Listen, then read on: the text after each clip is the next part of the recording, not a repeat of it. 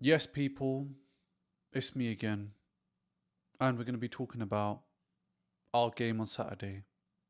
It's almost crunch time, and these last few Premier League games, up until that Man City game and the Carabao Cup final and the Premier League.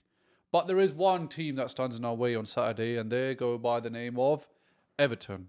They currently sit 8th in the table. They've won their last 2 games, playing quite decent football. They've got the likes of Jack Grealish. They've got, obviously, Pickford in goal, Mr. Baby Arms. But they are travelling to the Emirates. Now, the last time we played Everton, it was a very tough game, I'll be honest. I've been saying that quite a lot recently. We make every game tough. Look at Leverkusen last night. We should have battered them, man. But, it's football. Sometimes your predictions don't come true. And I'm hoping the prediction I give today is definitely true. Because City are definitely coming off of 2 losses now. Sorry, 1 loss against Real Madrid. And then obviously that draw against Nottingham Forest. And I'm hoping this time round, when they play, that they drop points and we pick up points. That's what the ultimate goal is. So let's be hopeful. Let's pray. Yeah? Arsenal in the Premier League have been doing well so far. Obviously still sitting first in these last, 8-9 games left of the season. We still got to go away to City. We still got Newcastle. And we've got Everton. But most of the games are at home. So that's a good thing. And Arsenal have been playing okay. It's a bit up and down. It's not consistent. One week you'll see 5-1. Next week you'll see 1-0. The other week you'll see 1-1. It's a bit inconsistent right now. I don't know if it's because of the end of the season.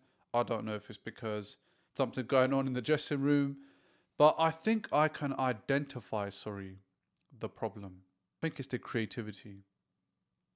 There's not enough on the pitch. And then when you kind of look back at all the transfer rumours of Ødegaard being linked to Man United, he might even, I don't know, I saw somewhere that he might leave in the summer. I highly doubt it. And then look at who we're being linked with.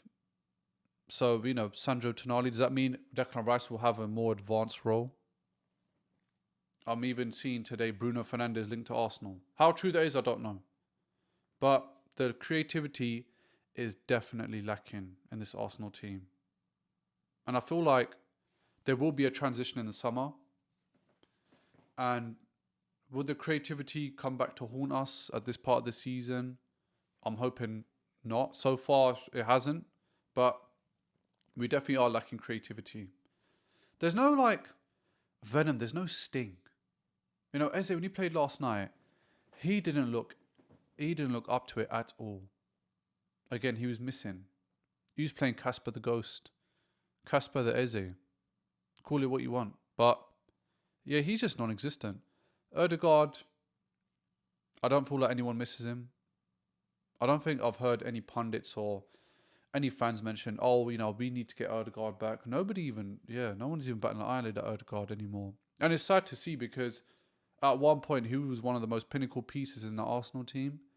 How do I feel about him? I feel disappointed because as an Arsenal fan, you see the heights he was at, kind of how he's dropped off. And obviously I know injuries can play a part. I know, it's a team sport. I get all that. But he's obviously not the same. There are some flashes where you might see him get assists in a game or 2 assists in a game. But again, it's just the inconsistency. And I think the most annoying thing as a fan base is when you have inconsistent players. And I feel like there'll be a lot of departures this summer. But we're not making this video about transfers or anything. We're making it about what's going to happen against Everton at the Emirates. Arsenal have home advantage, and I think that's going to play a huge part in this game. Everton, they want a good European spot, of course. They're going up against, obviously, Brentford and Fulham, who obviously want to chase a European spot as well. And Everton, I don't feel like our team you can guess how they're going to turn up. Because one day you'll get Everton that turns up, then one day you get an Everton that doesn't turn up. So it's quite strange. And I'll be honest with you, it's quite hard for me to decide what the scoreline's going to be. And I don't want to say things at the top of my head, but Everton, they're not doing too bad, since they've got David Moyes back. They've had a bit of a roller coaster as well. They almost had to fight relegation a few times a couple of years ago, but Everton are now going to be, in our way for that Premier League trophy. How do I expect them to come out? I think one thing that I've kind of realised about teams now when they play Arsenal is that they come out full force in the first half, if you notice. Leverkusen yesterday were coming out full force. Yeah. When we played Brighton, they were absolutely on it. I reckon the Brighton team that we played could have beaten Leverkusen yesterday. I'm telling you. And Arsenal, I feel like because we're so in our ways of being the ones that's in control of the ball and setting up for that low block, we kind of forgot how it is to soak up pressure and deal with pressure. And it could be a worrying thing because that will show your cracks. And then that could be goals leaking. And then obviously that means, you could possibly lose or draw a match, which would obviously drop points. But I feel like Everton are going to come out full force. And they've got the wingers to do it. They've got the attack to do it. Their defence, Brathwaite is decent, but I remember the last time we played them. Do you remember the centre-back when he grabbed the ball with two hands? That was crazy. I don't know what he's trying to play. Are you trying to do Jordan 3s or Jordan 4s? I don't know. But Everton, attacking-wise, they can definitely cause a threat. But I feel like Arsenal's strength right now is the defence. The strength is the defence. If it wasn't for the defence, I feel like this Arsenal team would have plummeted way, way earlier in the season. But the defence is what's keeping that ball moving in terms of the Premier League title and even the midfield. The attack, that's where we're lacking. And I think it all comes down to creativity. Saka's not on it. Martinelli was mid. Gyökeres, he's getting no service. Eze, I don't even know. It doesn't even look like he's playing. Trossard as well. Like, it's crazy because we scored the most goals from open play in the Premier League. But I feel like 2/3 of the goals are from the defence. Like that. That's how mad it is. I feel like the only player that I actually can respect right now, currently, is Madueke. Now look at, he made a difference yesterday. Came on, injected pace, went for that direct football, earned us a penalty, and yeah. And then if you look at the previous games, he wasn't even like coming on even as a sub, and it was quite annoying as well. But yeah, just most of our players, man, up front, they're missing right now. They are missing, and we need them to get back into form, especially this part. Champions League, I think, was a big wake-up call for them as well. You've had a perfect record in Champions League. You've had a bit of a break, so obviously you finished first. But you come back and it's like you don't want to win the trophy. You don't want it. That's how it looks. We're like second to everything. Can't even string a pass. No creativity. No chemistry. There's nothing. That's how it felt yesterday. It felt like we were the underdogs. That's how our style of play was happening, and it was just frustrating, man. But I think Arsenal, they run the Premier League.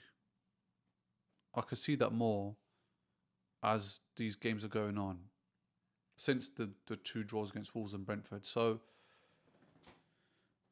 team sheet, I'm going to keep it the same as the Champions League. I am. That's Dav right at the back, right back Timber, right centre back Saliba, Gabriel, left back Nketiah, midfielders Declan Rice, Mendy. I think number 10, I don't think he's going to start Havertz behind Gyökeres. I think it's going to be Eze again. Right wing is going to be Saka. I personally think Madueke should start. Whoever's playing well should start. Gyökeres up front, and I think he's going to go with Martin on the left. I thought that's how he's going to start, the same as the Champions League game.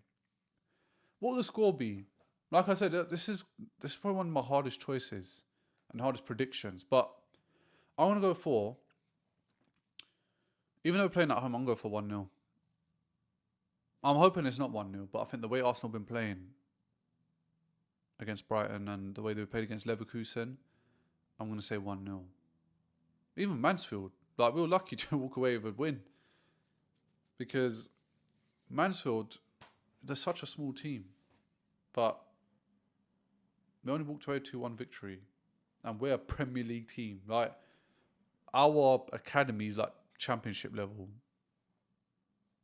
So I'm going to say 1-0 Arsenal. Who would the goal scorer be? I think Madueke. Madueke is going to be the goal scorer. But yeah, that's my prediction for the match.